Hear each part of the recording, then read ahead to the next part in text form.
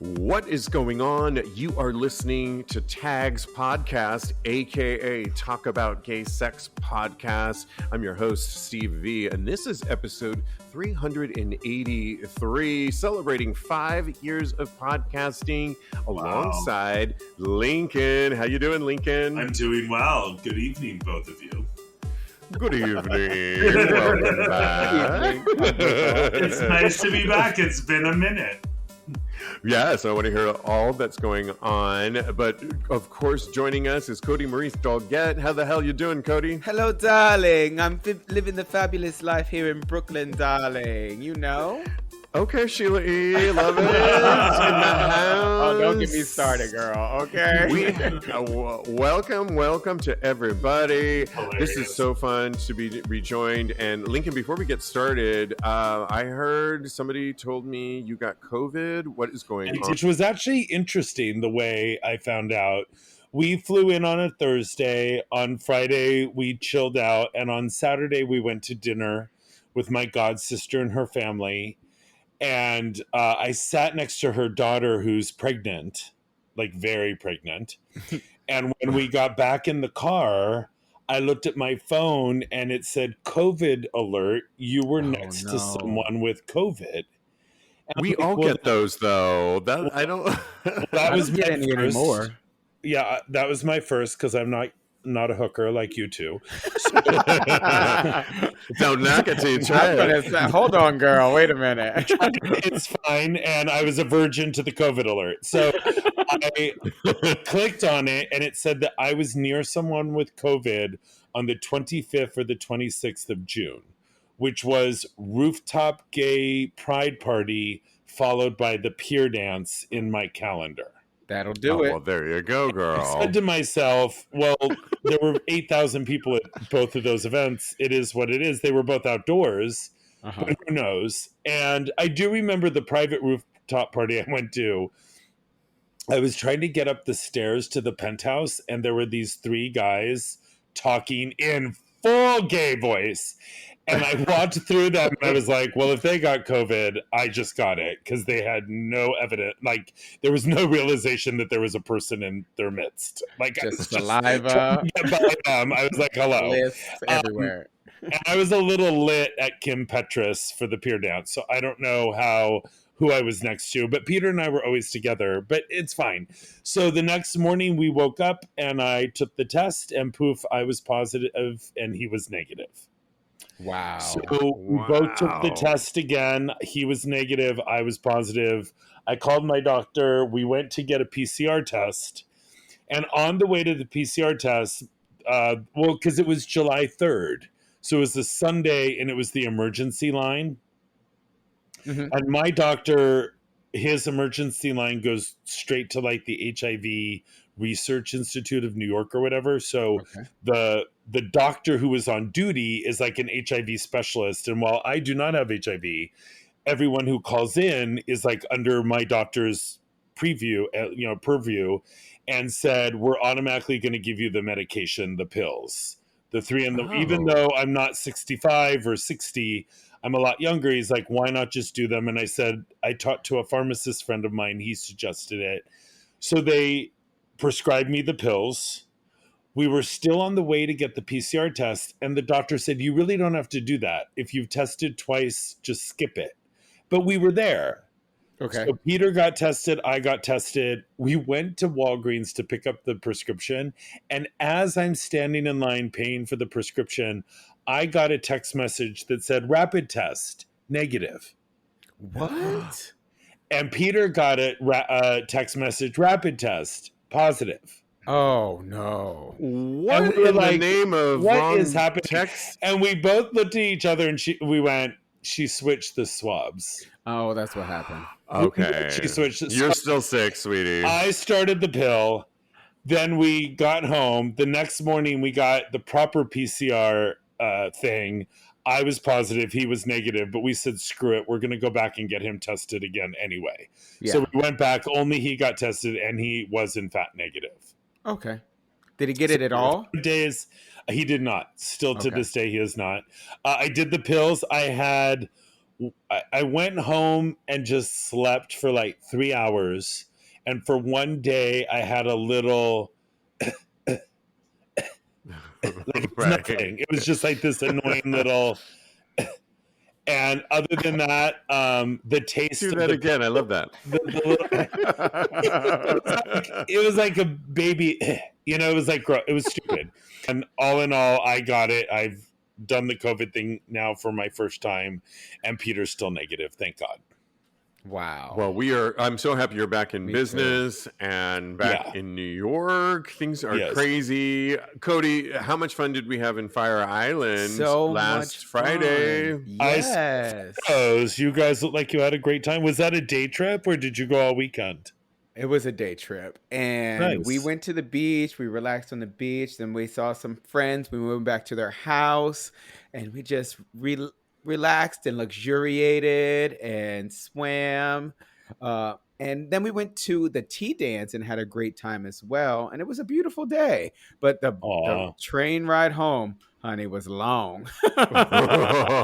It was long, yeah, but such a perfect day. I mean, 12 plus hours day. I think I got my Fire Island fix. We're going to be talking about Fire Island a little bit later in the show, but one of the things, I think you noticed it too, Cody, is Fire Island Pines has a dedicated park for LGBTQ plus trailblazers. We saw the Marsha P. Johnson and Sylvia Rivera homage. yeah. I don't know if you remember that, I do. Cody, but it just launched that weekend that we were there. The Trailblazers Park will feature a water fountain with a tile mosaic by T.M. Davy, which honors Marsha P. Johnson and Sylvia Rivera. Above the fountain will hang 16 flags honoring other LGBTQ plus trailblazers like Larry Kramer and James Baldwin, Wow. as well as some lesser-known figures like Zuni Native, American leader Wee Ha, and the proud Puerto Rican butch lesbian Carmen Vasquez. Contributing artists include Wolfgang Tillmans, Nicole Eisman, Raul de Nieves, Lyle Ashton Harris, Martine Gutierrez, and others. And they had a ribbon cutting on Saturday featuring speeches by members of Brookhaven City Council. It was a whole thing. And this is, if you don't know, when you get off of the ferry and everyone's waving you in when you come into Fire Island Pines. It's that monumental moment that you cannot live without when you come to Fire Island and you walk off of the ferry. This is one of the first things that you'll see in that little nook of a square that's right there. And I don't know, Cody, to me, this was really important and amazing because we went with your boyfriend's friends. Your boyfriend's younger. Yeah. And he was with his younger friends. We were laughing on the train about, oh my God, they were born in the 90s. Wait, what? Well, I don't. Well, your boyfriend's friends were, for sure. Oh, yeah. Oh, yeah. And My boyfriend was too. Was really impressed with the kids, as I call them, the kids these days, because they said, look, Marsha P. Johnson, and after you said it, and they knew Marsha P. Johnson, which that gave me life that they knew that. We were also having conversations about divas on the beach, as you have fun conversations on the beach, kikiing it and having drinks. And one of them was asking us, what do you, Steve, consider a diva? And we went back and forth about what we thought, but I haven't said, and I said, dare I say Cher? I'm like, are they going to, they were like, Cher's totally they loved it. And I think back to the monument, this is I think we need more education these days. And if you could do education in a Fire Island moment where the kids are coming, everybody's coming, and teach people, but in a beautiful landscape, artistic way, I am here for it. What were your thoughts about that, Cody? I loved it. I can't wait to go back next year and see it completed. But I think that it was really beautiful and amazing. And I am just so glad that people are educating themselves and taking it upon themselves to make sure that they are up to date and educated on the things that happened in the past that affected our culture. So, yeah, I really love that. Lincoln, one of the things that we loved about our discussion when they put me on the spot and said, Steve, would you consider a diva? And of We've course I had said this Madonna, conversation a which lot. the kids loved, but they had certain thoughts about what a diva, to them, in terms of singing, it had to be, you have to have a lot of hits. And I was trying to tell them that I agree, if it's a singer and we're going under the diva umbrella, that probably a mosaic of tunes under your belt is probably important, but it's also about an attitude. They didn't seem to get, Cody, the attitude thing that I was trying to Uh-huh. just shed light on. Okay. Do you think Lincoln diva has something to do with attitude as well? It's like a persona as well, no? No. I agree Here with we go. that. Sorry, I agree with the here we kids. go. Let's skip this topic then, because if I you're not going to agree agree with me. I agree with the kid. First of all, calling them kids, I don't know how they feel about that, but that's They will be fine. Trust me, they'll be They like, will be fine. Yes, Okay, we good. are. No, I think you have to earn the title of diva, and I think it's a little overused. And in the fitness community, let's just take it out of your realm. Okay, here we go. There was a class called like Diva Step way back, like 15 years ago, and I remember being like, can we save the word diva for, Patti LuPone and Here we go. people who are like real divas who have earned it, who have been like, they've won Tonys, they've released 100 number ones, or so to me, it's, if you have a diva attitude, you're bordering on a Karen, so I would be careful. Oh, I love that. Wow. So that's, to my understanding, why they didn't agree with you. Because while it might be an attitude, you need to have something to back it up. So if you have like a one-hit wonder, and I can't think of an artist that, there are plenty of them out there that had like a one-hit or a two-hit wonder. Well, okay, and then you know what? poof, they're like, oh my God, they were such a diva in that moment. They owned it. They were amazing. They're a diva, like Tiffany or Debbie Gibson or Not divas. like, I don't know. Back in their day, they could have been. You know what I mean? Like, okay, so I think the whole point, because in my understanding of what a diva really is, it really harkens back to operatic voices like Maria Callas. Who, if you you're going to be proper, opera, none of these people are divas. you're putting on, donning these accoutrement outfits that are from France, and it's a whole thing. So I'm excited. So this is a permanent, because I haven't been to Fire Island this season yet. This is a permanent installation at Fire Island that they're building, and it's going to stay there for good and like evolve. I just wanted a little more clarity about that. Okay, that's super exciting. Can't wait to see it. Just as a public service announcement, I don't know when it ends. I think it ends in September. If you can't make it out to Fire Island, but you do make it to New York City, there is an AIDS memorial down at Greenwich and 7th Avenue. Yes. And in that AIDS memorial that was put together, like some of the main people that donated money to it were like Anderson Cooper and some pretty amazing people. There's a water fountain. You both know the park I'm talking about, correct? Yes, yep. I love it. I walk by it all the time. If you've walked by it recently, there's a new installation inside of it, and it's all in neon words. And it's like, I believe, now I was walking by it on my way back from the pier dance, and I was a little mind altered, so just work with me here. But I believe they celebrated gay artists through the years, and there's lyrics up from the Pet Shop Boys and Sly and the Family Stone, and like a bunch of great. So there's a Q code that you take a picture of, and there's like Love Will Always Win and I Will Survive are all added to the triangles of that park. And it's a temporary installation that reminds me of what you're telling me about in Fire Island. I understand that that's permanent, but if you guys can go check it out, or if anyone's in New York, it was really interesting. I look forward to going back to really understanding it. I love that. Moving on to, hey guys, monkeypox. I got the monkeypox vaccine this weekend. Congratulations. Yeah. Well, be clear about that, Steve. You only got one shot of two. Well, hold on. Until the second. A lot of No, people are not running necessarily. around, I'm good to go. And it's not good to go until you have Well, the I second shot. might disagree a little bit with that because I was on CBS News this morning. If you go on our Instagram at TAGSPodcast, CBS Morning News, the reporter asked me from CBS News, local here in New York, asked me, so you just got one vaccine. I understand they're currently giving the one shot. How do you feel about that, knowing that it's a two vaccine? And I said, well, I feel confident from the research that I've seen that I am sufficiently vaccinated by this at this point. And what they did when I watched it this morning, I got up and I recorded it Okay. because I wanted to see myself on TV, but also I wanted to see how they positioned it. The leading New York health authority here in New York, it's more important to get this first vaccine out to as many people as we can, and you are, quote, sufficiently protected, not as much as wholly, completely, Yeah.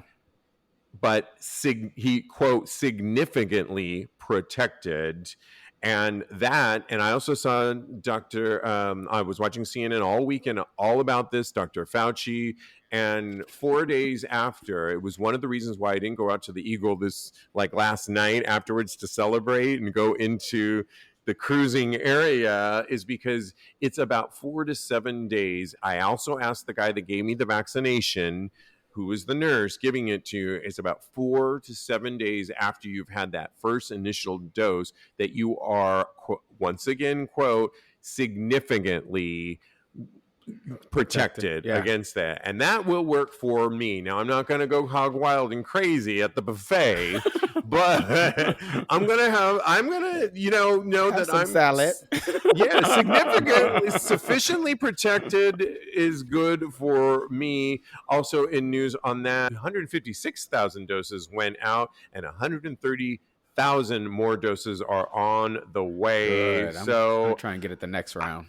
I was really, one of the things that I discussed with the nurse that gave me the shot, was because New York, listeners, is where we are having the most numbers of monkeypox, as well as California, as well as Illinois. Do your math. Chicago, all the major cities, right? And It's like, what's in it doesn't Illinois? But you're I right, know, Chicago. all these gay men. My friend was making a joke that you didn't even have to turn on your grinder. You could have picked somebody up right in line, right there.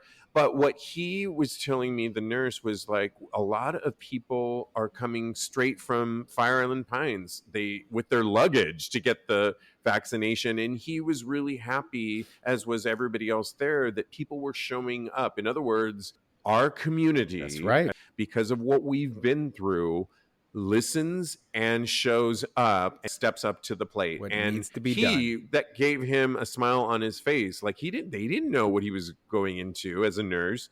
Right. So the more people that get that first shot in them, the better. Peter and I will definitely be getting our shots as soon as we can. We don't have sex with other people. So the behavior is also the key. It's just like with HIV, if you put on a condom, that's going to increase your chances of not getting something. So if you hold off on your behavior for 3 weeks, or you don't do, like you just said, Stephen, you don't go hog wild, that's probably going to prevent you from getting anything also. The first thing I said just was that it's under 500 cases in New York. So the chances, even though people are getting it, the chances of you getting it from 500 people is not a lot, especially if you have the first shot in you. And then when you have the second shot, depending on your behavior. I just want everyone to stay safe and not get it. It's like COVID. If we all stayed home and all got vaccinated immediately, it wouldn't have gotten out of control. We now are at the beginning of something that is very similar to that. So I hope that people are careful with their behavior. All of the parties have stopped.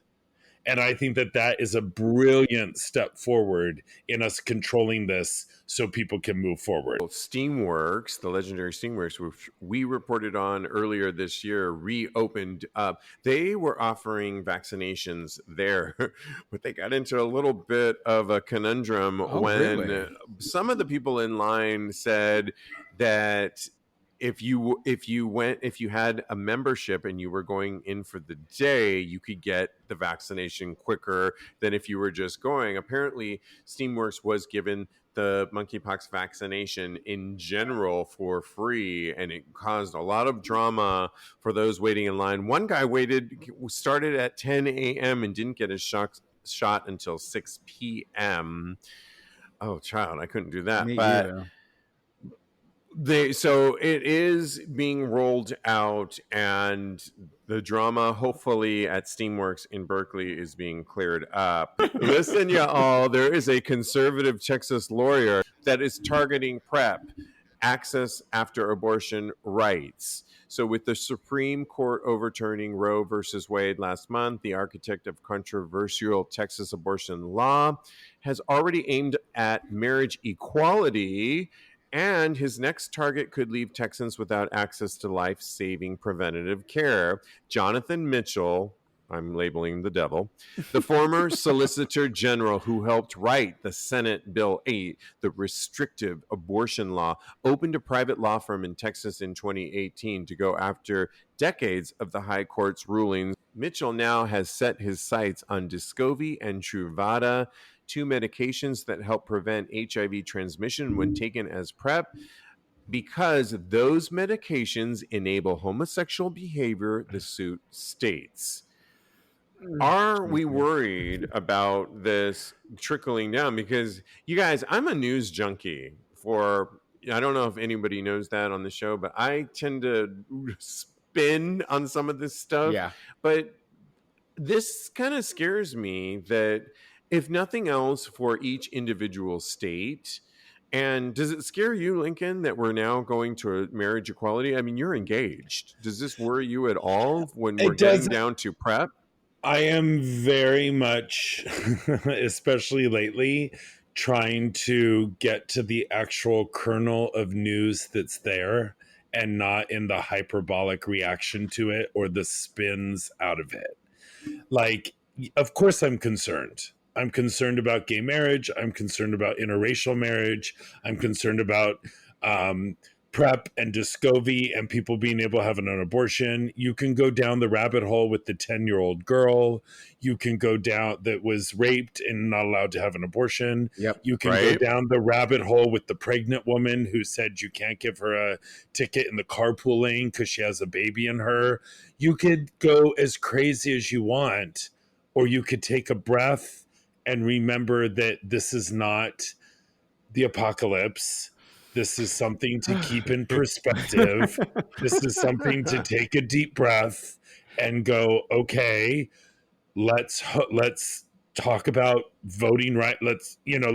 There's so much to worry about. I hear exactly what you're saying, and in some ways I agree, because we would just be having a nervous breakdown every day. Yeah. And Cody, to the point of targeting, like, how did PrEP now come into the mix? It was Roe versus Wade, and then we all knew that it may come down to marriage, the marriage, same-sex marriage, but I didn't know that I would be hearing things about PrEP and Truvada. We all know, Cody, that Truvada isn't always available to everybody. And when I'm talking about our Black and brown brothers and sisters that often have a harder time when they don't have insurance in the communities that really potentially need it as well, I include myself sometimes in that category. So when you hear stuff like this, does this worry you? Oh, for sure. I was worried when Roe v. Wade got overturned. That is troubling news.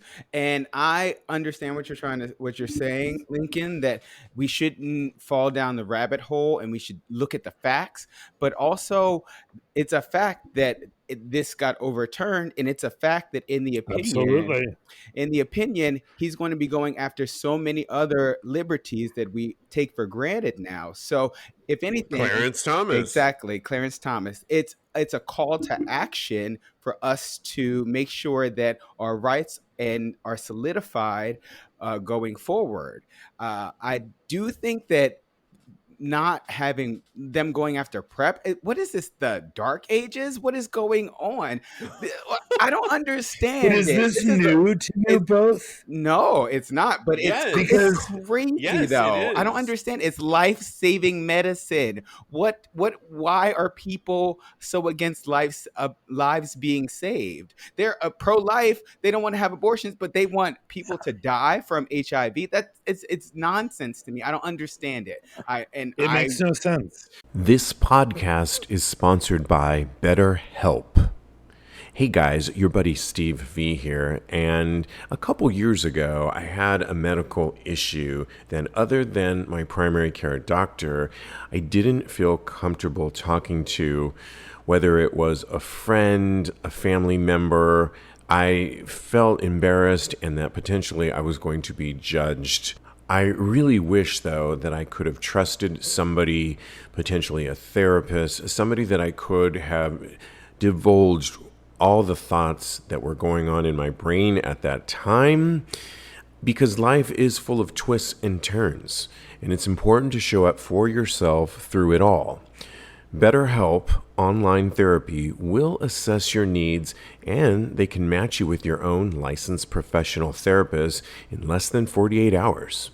You know, thinking back on that time when I had my medical issue, I wish I would have turned to BetterHelp or a therapist in general. You know, therapy can be so helpful for so many issues, whether it's personal, relationships, or what is going on in your life. You know, with BetterHelp, you can schedule weekly video or phone sessions so you don't have to be on camera if you don't want to, and getting therapy every week is as easy as a few clicks on your laptop or phone. With therapy, it can take a few tries to find the right fit for you. BetterHelp makes it easy and free to change the therapist if needed. It's also more affordable than traditional online therapy, and financial aid is available. And they have a special offer for our listeners. Get 10% off your first month at betterhelp.com/tags, TAGS.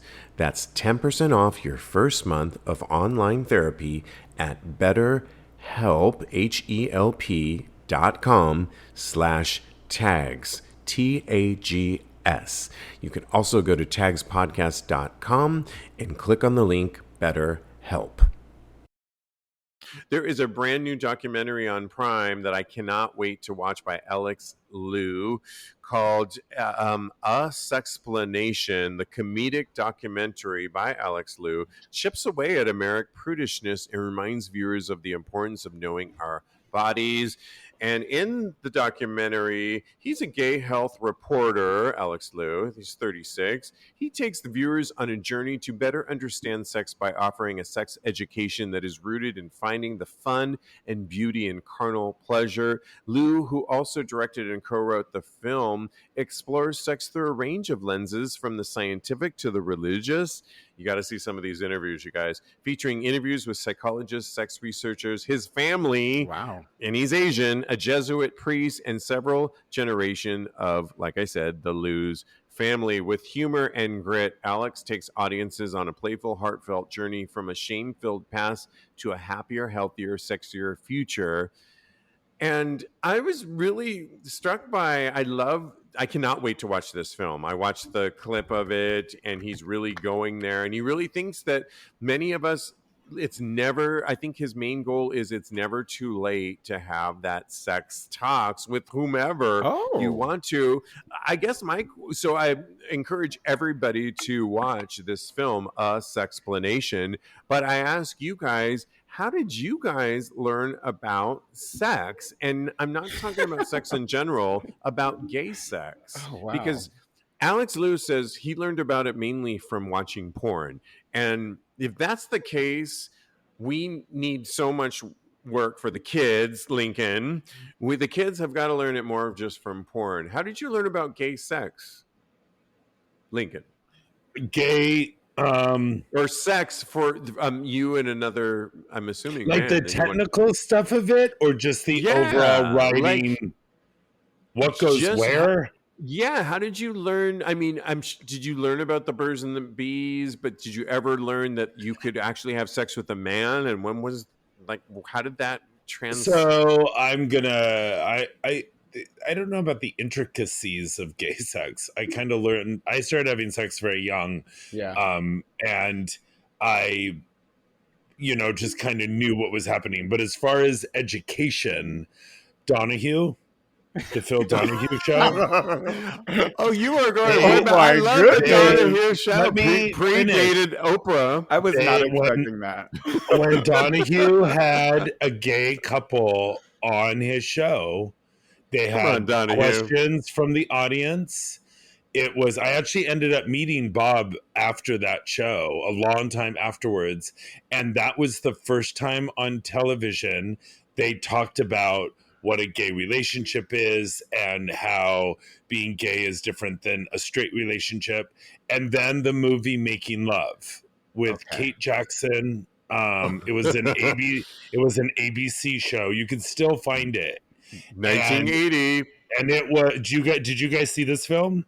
I did 1980, No, I Yeah, didn't. No. and I it love was Charlie's Angels, so of course I live. wanted to. Me too. And both of the guys, she was married and moving into a Harry house, and they were gonna Hamlin. Harry Hamlin. Thank you. I don't remember the actors and the other one, and that was another example of what being gay, like the problems with it, or the like what that behavior was. So I don't know about sticking a dick in a hole learning, but So because I I think watched a that's lot the more straight porn than I did gay yeah. porn at the beginning. But I also remember seeing pictures. My best friend at the time, who was straight, his father, we would break into like his porn and see men's like naked, and I just knew that was arousing to me.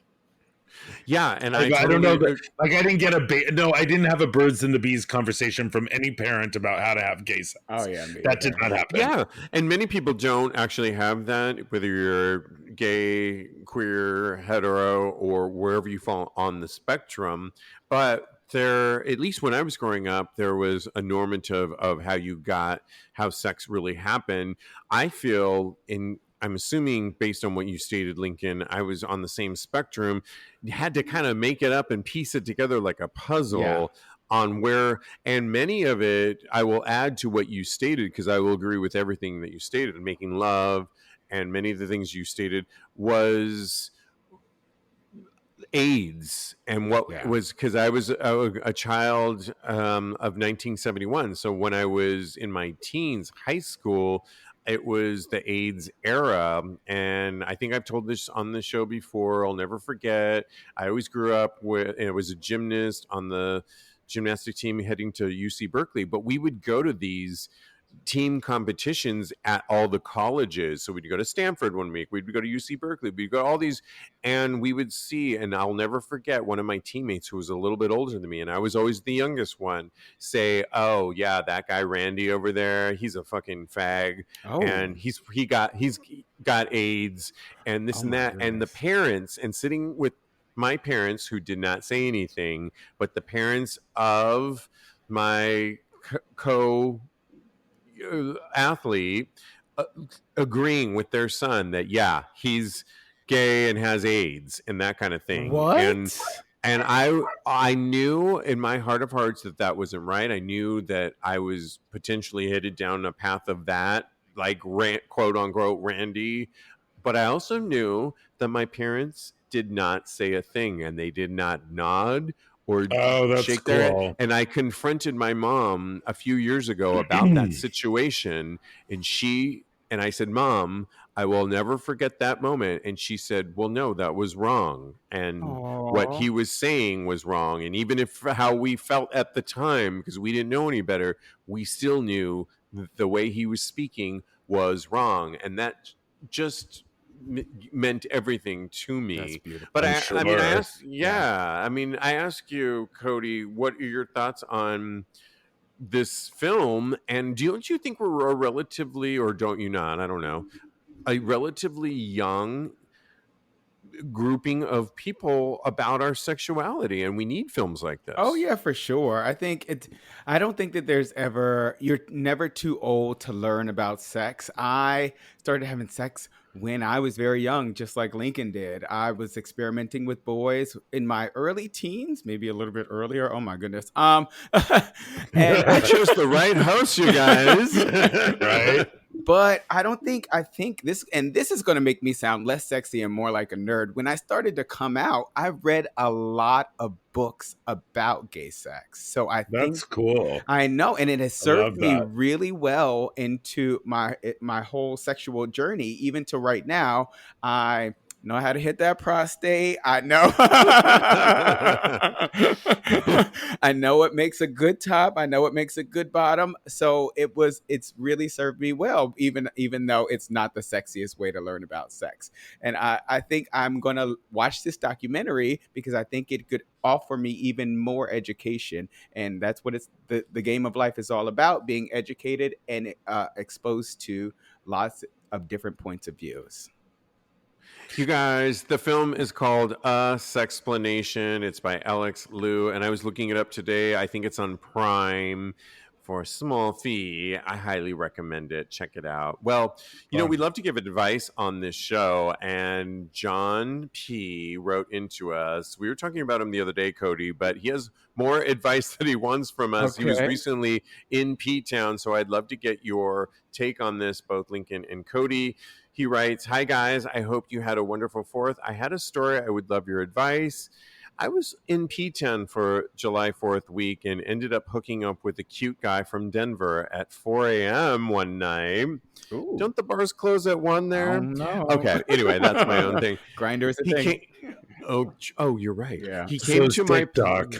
Oh, thank you very much. You two that had sex early on. Do they He came close to- at 1 o'clock? Yes, they do, Stephen. Keep going. He came to my place and we had great sex and it was very intimate. His profile said he was in an open relationship and I knew he was there with a group of friends. The next day, he messaged me and asked if we could do it again, and I also wanted to.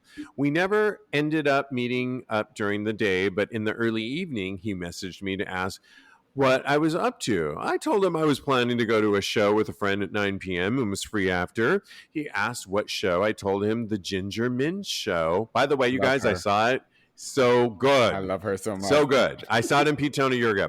And he never wrote back. A couple hours later, my friend and I arrived and were waiting in line for tickets. The guys in front of us were from Denver. So do the math. Remember the guy said he was, and we started talking to them. I didn't realize at this point it was my hookup's friends and housemates. A few minutes later, we took our seats in the small theater.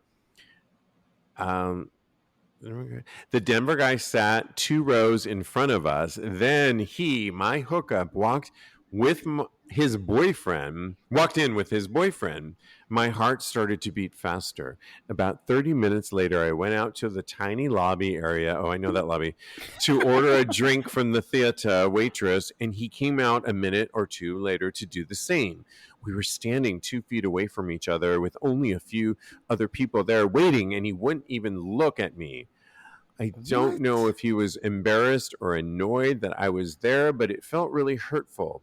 I shouldn't have expected anything more than sex. I always end up catching feelings for hookups, especially if they are cute and the sex is intimate.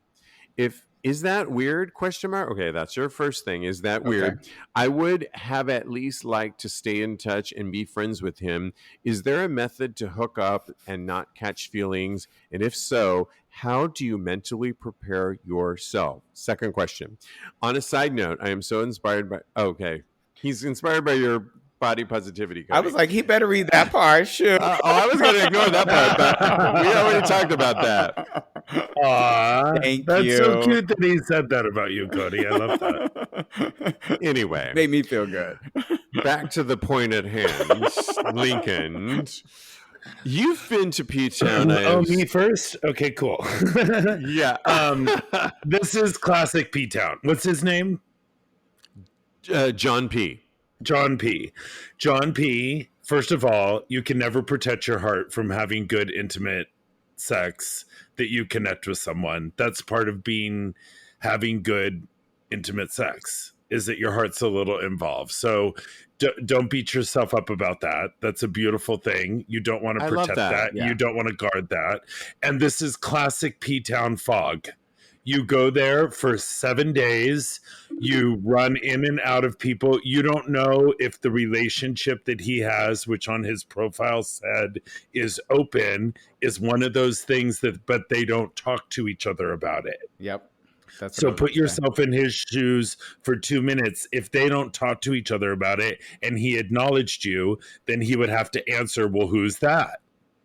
And then if you answer, oh, well, it's the guy I hooked up with last night, you and your boyfriend aren't talking about that, so you can't say that. And then all of a sudden you're lying to your boyfriend, which then causes a rift with your boyfriend. And that's not the point either. So I have been to Bear Week prior to being with Peter, when I was like, I want to be single for a couple years. I met people, I fell for them. We never saw each other again. It still tugs at my heart a little bit because some of them are Instagram friends, or some of them I run into out and about, and I go, oh, that was such a little capsule of good feelings and a good moment and a good hookup. What it does do, the opportunity it gives you, is to remember that in the future when you go back to P-Town and hook up with someone, and you might have your own boyfriend at that time. But don't overthink it. It's par for the course for any big gay weekend in any city like Sitges or Puerto, anywhere, that it was a passing thing, and it's not you. It's definitely not you. Don't beat yourself up and don't overthink it. I love that advice. It's so beautiful. And the one thing I would say is I think that guy, I wish that guy would have just turned over, because I've been in the other guy, the guy that he likes, situation before. And you know what I've done? I've turned and said hi, because I realize, oh, fuck, here we go. I created this situation. I realize I created this situation where I'm with this guy and there's this other guy across the way right here.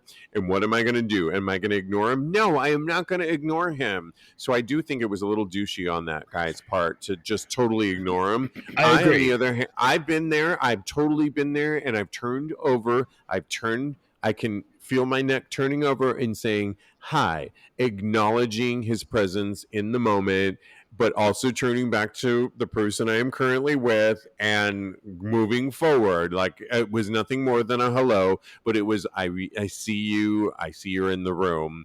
And he also could have said something after the fact through whatever means of communication they had. Exactly. Like through a text message afterwards, it could have been like, hey, I had to focus on my friends, but it was good to see you at the show. You look great.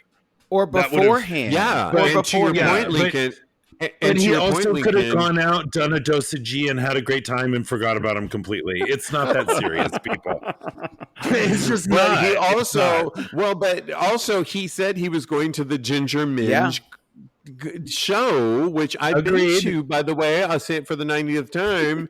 And the guy knew he was going there. So why didn't he say, oh, by the way, I'm going to be at the Ginger Minge. Turns out I'm going to be there too. After all, I may not be able to say hi because my boyfriend doesn't know.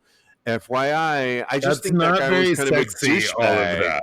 That's not very sexy. I think he should have said something. And so I want John P. to know that I think that guy was a little douchey and could have been P-Town is very small. There are not that many shows. Yes, there's a few shows happening on, but everyone's going to the Ginger Minge show. And the point being is, if someone says they're going to the show and they say it's the Ginger Minge show, I know, it really which is. I've been to, do they which is sponsor this show? I am also going to that show, and I will be with my boyfriend. But I won't be able to speak to you. And I will not be able to speak to you. But let's talk after. Would Oh, it not God, be that that's hard, a Cody? lot of work. No, Cody, would it not be Lord. that hard to do that? If you're on Grindr and you know it, Lincoln, we hooked up, okay? You text me, I'm going to the Ginger Min show. I know I'm going with my boyfriend Joe, who doesn't like me, to see boys that I hooked up with. And Okay. I would say I'm going to the Ginger Min show too. I can't talk to you because my boyfriend will get mad or He's it will be a jealous. big thing. Celoso. So there's a level of humanity that has to go into our interactions as gay people. So I Who- do. Yeah, no, 100%. Who are you? I completely agree with you. Yeah. I completely agree with you both. Maybe he shouldn't stick his dick in someone else if he can't be honest about it with his boyfriend. And that is my next Listen, point. Megan. That's my next point. Maybe John P, because you're getting so attached to these people that you're having sex with, maybe you shouldn't hook up with people that are in relationships. There are so many Ding, people. ding, ding, ding. There are so many people that are on Okay, that's Grindr smart, that Cody. put That's into their smart. profile, I'm not interested in having sex with people with boyfriends. If you are in Right. an open relationship, it is not offensive. That's up to you. And if you don't want to have sex with somebody in an open relationship, that is entirely up to you. Because Absolutely. I personally catch a lot of feelings when I have sex with somebody. This should not be a bad thing. This should be a celebratory thing. It's beautiful. Absolutely. When somebody catches feelings, it means you're open, John P. It means you're In more ways ready. than one. It's hopefully. beautiful. I think it's beautiful. I love it. I think it's beautiful too. But what we it shouldn't be does- shaming that. A lot of times when I have sex with one person, I have to add that caveat because literally last week I was like, when I'm in a 3-way, ooh, bitch, I could just. When I have sex with one person, then yes, my feelings and my heart do get involved into the sex. It's inevitable for me. So I make sure that I have sex with people that will speak to me when they're out. He brought up things in you that are about you, that are beautiful about you. And that's a beautiful thing to acknowledge and enjoy. Try not to focus on it, that it's gone, because it's you and you're a beautiful person. And like Cody just said, maybe playing around with people who are in relationships, that's a problem. I have to say, though, back to it's P-Town. Like, I went to Bear Week 5 years in a row and I saw couples arguing because one of them played with somebody and breaking up because they said they weren't going to have sex with other people and then they did. And then other couples that don't touch anyone. No. That's just all Okay. drama and gross. It can be a lot of drama. So that's why I rise above it. You know what I mean? Oh, honey. Now it's time. Would you do this? Would you drink from these sexual preference party cups? Twitter is I love this story. Twitter is seemingly divided over these gay party cups that allow people to be identified by their sexual preference, similar to traffic lights parties where colors indicate if participants are single or taken. These rainbow colored cups immediately tell partygoers if they're a giver or a receiver or both. And while some people have jumped into the convo stating which cup they'd be drinking from, some others think the concept of the party isn't exactly, well, they write why Marsha P. Johnson threw that brick at Stonewall. I love it. So the cups are from red to blue, red, orange, yellow, green, dark green, light blue, and dark blue. Starting with dominant top for red, top, verse, and you would pick a cup essentially stating which one you were.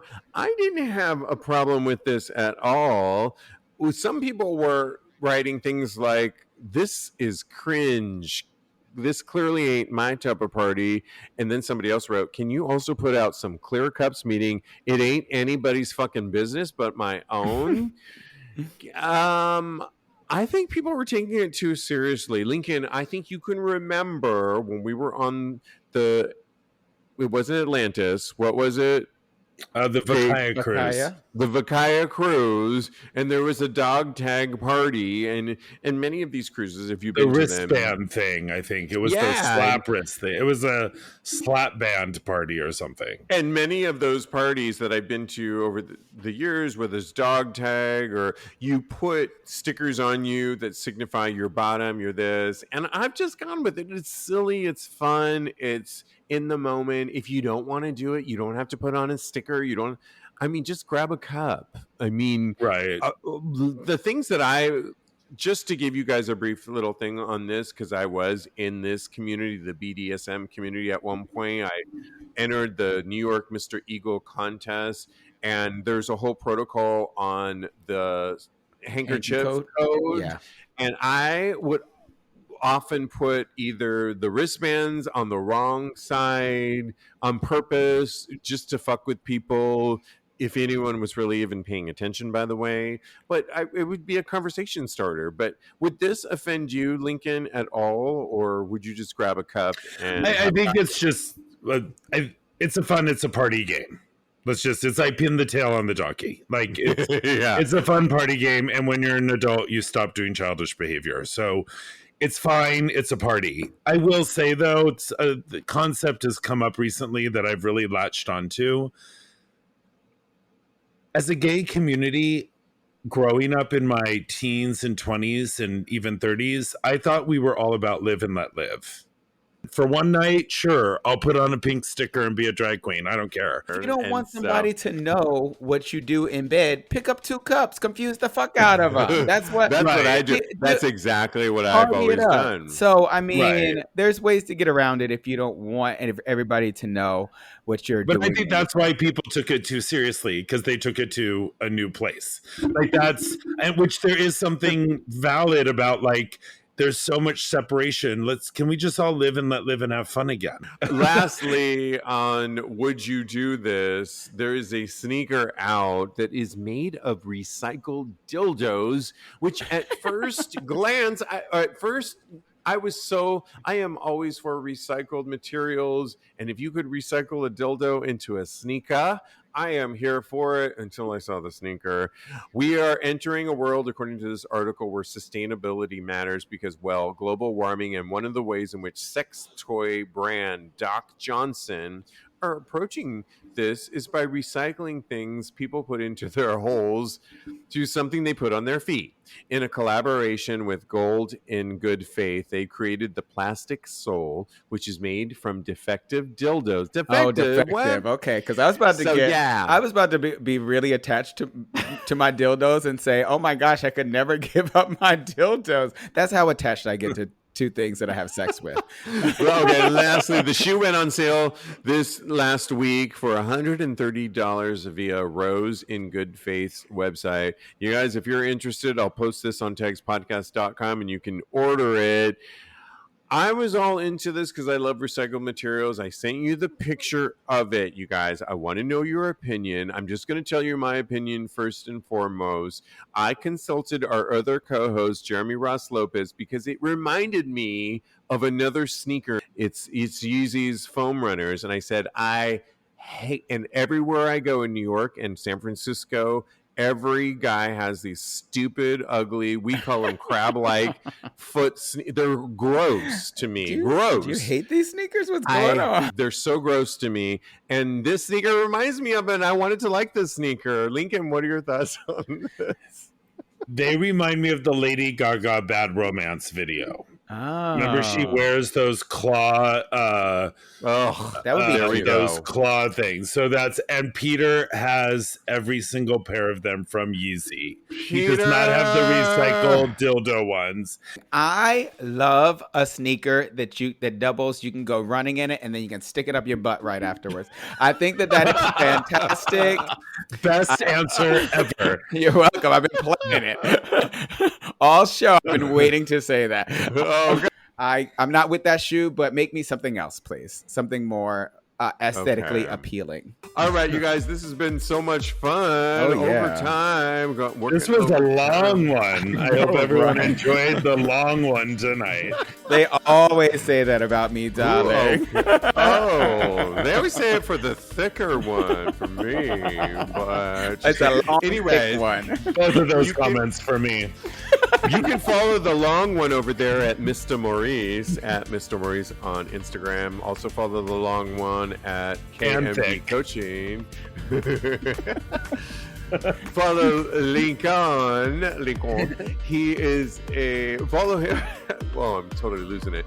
Follow him at Mad Lincoln on Instagram or at Protein Bakery. Yay. Of course, follow us at TAGSPodcast. Guys, so much fun. So Thanks much for fun. going overtime. And in the meantime, continue having hot Hot gay Sad. sex. Yes.